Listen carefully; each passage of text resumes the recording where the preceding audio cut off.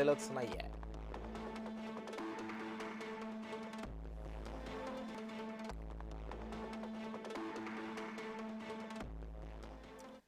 दरम्यान आखाती देशांमधील तणावाचा कांदा बाजारावरती मोठा परिणाम झालाय। निर्यात घटल्यानं सरासरी बाजारभाव घसरलेले आहेत। नाशकातील शेतकरी व्यापारी हे संकटात सापडले।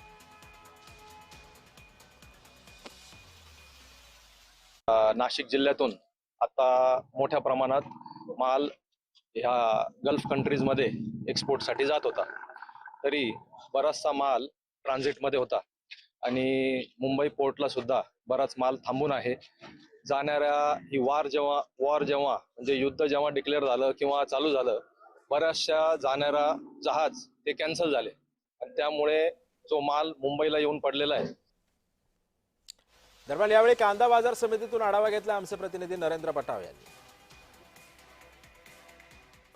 आखाती देशांमध्ये सुरू असलेल्या युद्धाचा फटका नक्कीच आता कांदा उत्पादक शेतकऱ्यांना बसताना दिसतोय।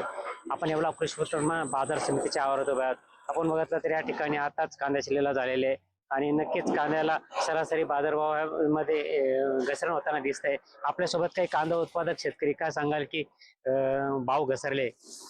नक्कीच या हप्त्यात नक्कीच बाजार कमी झाले। एक 500 ते 600 रुपये साधारणतः आता बाजार जाते आहे।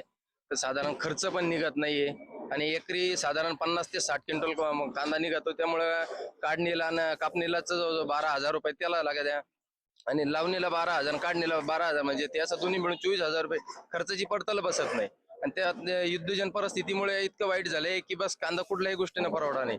एक 600 ते 700 रुपये असा सरासरीत जातो